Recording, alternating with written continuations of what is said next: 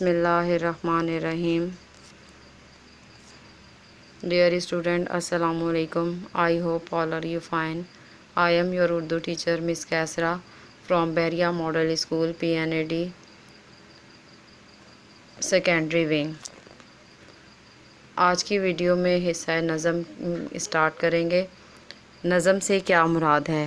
نظم اشعار کا ایسا مجموعہ ہے جس میں ایک مرکزی خیال ہو۔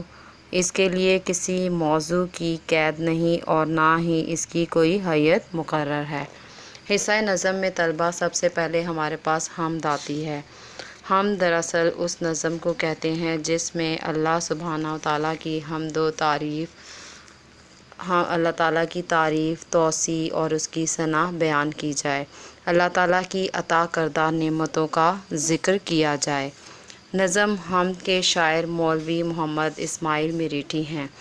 مولوی محمد اسماعیل میریٹھی 1844 میں پیدا ہوئے اور 1917 میں وفات پائی۔ آپ ہندوستان کے شہر میرٹھ میں پیدا ہوئے۔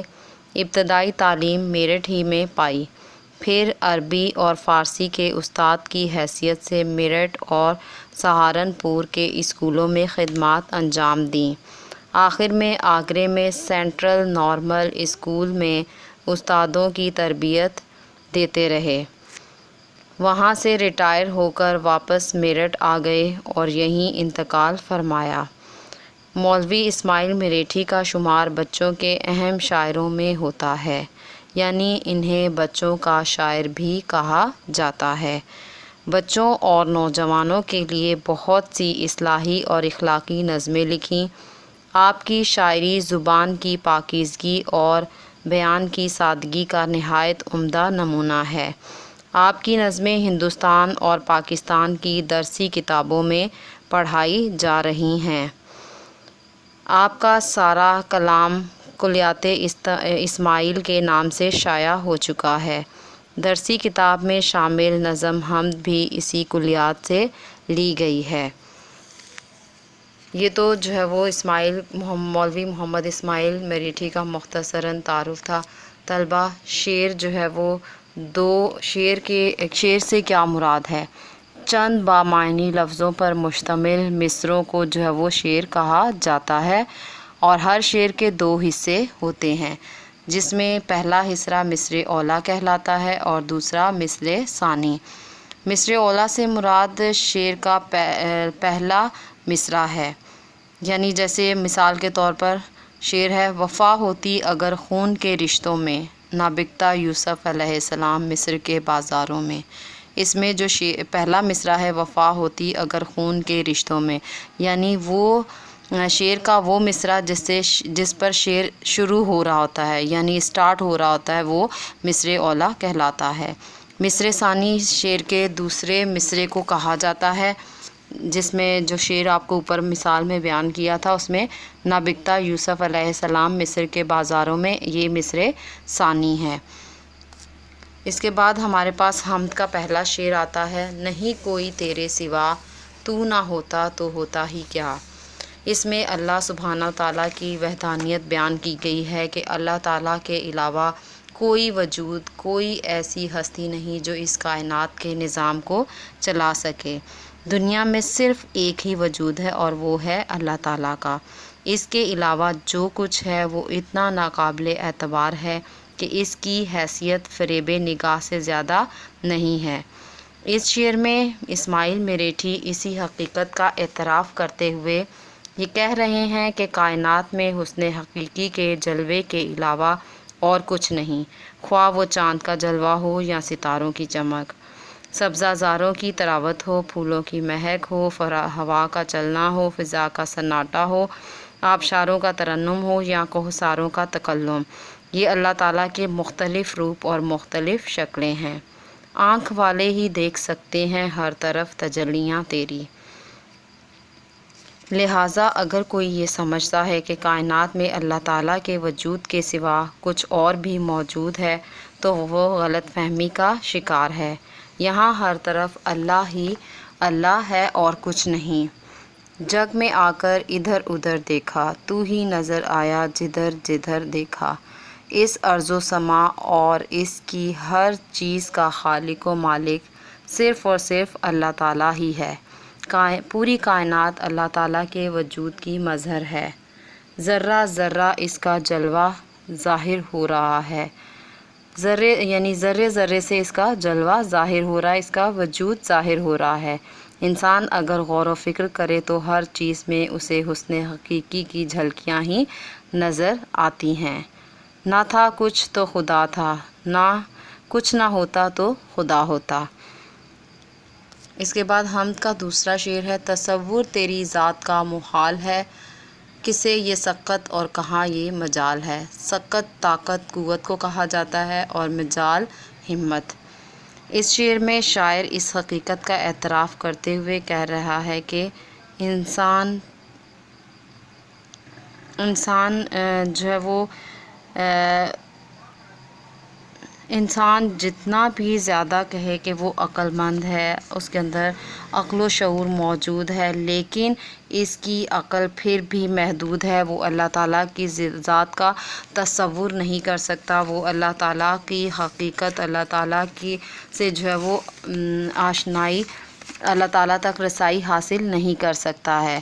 یعنی اللہ تعالیٰ جو ہے وہ ہمارا معبود ہے، اس کے علاوہ کوئی نہیں جو ہمارا معبود ہو۔ یہ دنیا، ساری کائنات جو ہے وہ اللہ تعالیٰ نے تخلیق کی ہے۔ ہم انسان اللہ تعالیٰ کی ذات اور خیال اس کا تصور جو ہے وہ نہیں کر سکتے۔ وہ ہماری سوچوں سے اعلیٰ و ارفع ہے، یعنی ہماری سوچوں سے بہت بلند و بالا ہے۔ ہماری سوچ محدود ہے اور اللہ تعالیٰ کا تصور ہماری اوقات سے باہر ہے، یعنی ہم اس کا تصور نہیں کر سکتے۔ ہم جو ہے وہ اللہ تعالیٰ کی تخلیق ہیں اور اس کے لیے یہی کہا جا سکتا ہے کہ ہماری جو تصور ہے یا ہمارا جو خیال ہے، ہماری جو فکر ہے، سوچ کا دائرہ ہے، وہ بہت محدود ہے، لیکن اللہ تعالیٰ ہمارے تمام تصورات اور سوچوں سے بلند و بالا ہے۔ ہم میں اس کی ہمت، اور نہ ہم اس چیز کی ہمت کر سکتے ہیں اور نہ ہی ہم جو ہے وہ یہ طاقت رکھتے ہیں کہ ہم اللہ تعالیٰ کی ذات کا جو ہے وہ تصور کر سکیں، اس کا خیال کر سکیں۔ یہ ہماری سوچوں سے بہت زیادہ بلند و بالا ہے۔ تیسرا شعر ہے نظم کا: بنائی ہے تو نے یہ کیا خوب چھت، کہ ہے سارے عالم کی جس میں کھپت۔ اس میں کھپت جو ہے وہ استعمال میں ہونا، اس کے لیے استعمال کیا گیا ہے۔ اور چھت سے مراد یہاں پر نیلا آسمان ہے جو اللہ تعالیٰ نے ہمارے سروں پر قائم و دائم فرمایا ہے۔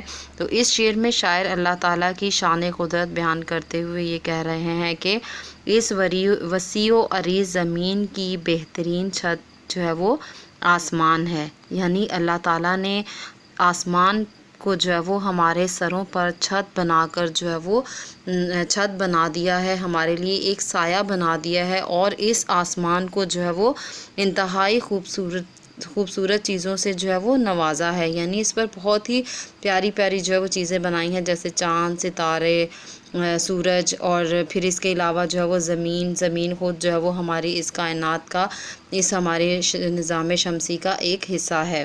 تو اللہ تعالیٰ نے جو ہے وہ اس زمین کو بہترین چھت جو ہے وہ چھت کی صورت میں عطا کی ہے، آسمان کی صورت میں، جس نے اس پوری زمین کو اپنے سائے میں لیے ہوا ہے، اور اس کا کوئی کونا بھی اس سے باہر نہیں ہے، یعنی ہم جس طرف بھی دیکھیں ہمیں آسمان اور زمین ہی نظر آئیں گے، اور یہ کہیں ہمیں ملتے ہوئے نظر نہیں آئیں گے۔ دور حد تک نگاہ اٹھا کر دیکھیں گے تو ہر طرف جو ہے وہ ہمیں اوپر آسمان چھت کی صورت میں اور نیچے ہمارے جو ہے وہ زمین ہمیں نظر آئے گی۔ یہ اللہ تعالیٰ کی قدرت کاملہ کا ایک ادنا سا مظہر ہے، یعنی ایک بالکل معمولی سا جو ہے وہ مظہر ہے۔ تعریف اس خدا کی جس نے جہاں بنایا، کیسی زمیں بنائی، کیا خوب آسمان بنایا۔ اس کے بعد جو ہے وہ چوتھا شعر ہے: یہ جو تارے ہیں آتے جاتے ہوئے، چمکتے ہوئے، جگمگاتے ہوئے۔ اس شعر میں شاعر کہہ رہا ہے کہ اللہ تعالیٰ نے آسمان کی زیب و زینت جو ہے وہ کسے بنایا ہے؟ ستاروں کو۔ یہ ستارے ہیں، جب رات ہوتی ہے تو یہ ستارے چمکتے اور جگمگاتے ہیں تو آسمان پر نور ہو جاتا ہے۔ یہ بھی اللہ تعالیٰ کی قدرت کا ایک معمولی کرشمہ ہے۔ کہ اس نے ستاروں کو اتنی روشنی عطا کی ہے کہ جو آسمان کی رونق بڑھا دیتا ہے اور اس کو قابل دید بنا دیتا ہے۔ یعنی رات کے وقت آسمان پر ستارے چمکتے ہیں جو آسمان کی خوبصورتی میں اضافہ کرتے ہیں اور آسمان کو روشن کرتے ہیں۔ اس کے بعد جو ہے وہ نیکسٹ شعر ہے، چراغ ایسے روشن جو بن تیل کے ہیں۔ بن تیل کے مطلب ہے بغیر تیل کے۔ یہ تیری ہی قدرت کے سب کھیل ہیں۔ کھیل سے یہاں مراد معمولی کام ہے۔ تو اس میں جو ہے وہ شاعر جو ہے وہ یہ کہتے ہیں کہ اللہ تعالیٰ کی عظیم قدرت کو بیان کرتے ہوئے شاعر یہ کہہ رہے ہیں کہ اللہ تعالیٰ کی شان کا مظہر دیکھیں کہ سورج، چاند اور ستارے جب سے اللہ تعالیٰ نے بنائے ہیں اسی طرح روشن ہے، یعنی اسی طرح سے جگمگا رہے ہیں، دنیا کو روشنی جو ہے وہ دے رہے ہیں۔ انہیں کسی تیل یا ایندھن کی ضرورت نہیں ہے۔ جیسے ہم جو ہے وہ دیا روشنی کے لیے استعمال کرتے ہیں تو دیے میں جو ہے وہ تیل ڈالا جاتا ہے یا اسے ایندھن دیا جاتا ہے جس کے ذریعے وہ جلتا ہے۔ تو یہ وہ اللہ تعالیٰ نے چیزیں ہمارے لیے بنائی ہیں کہ جنہیں کسی بھی طرح کے تیل یا ایندھن کی ضرورت نہیں ہے۔ یہ اللہ تعالیٰ کے حکم سے جو ہے وہ روشنی پھیلا رہے ہیں۔ ان کی روشنی کبھی مدھم اور ختم نہیں ہو سکتی۔ یہ اللہ تعالیٰ کی قدرت کاملہ کا ادنا سا نمونہ ہے۔ سب ہیں تیرے کمال کے قائل، اصل سرچشمہ کمال ہے تو۔ اوکے طلبہ، اپنا بہت خیال رکھیے گا۔ اللہ حافظ۔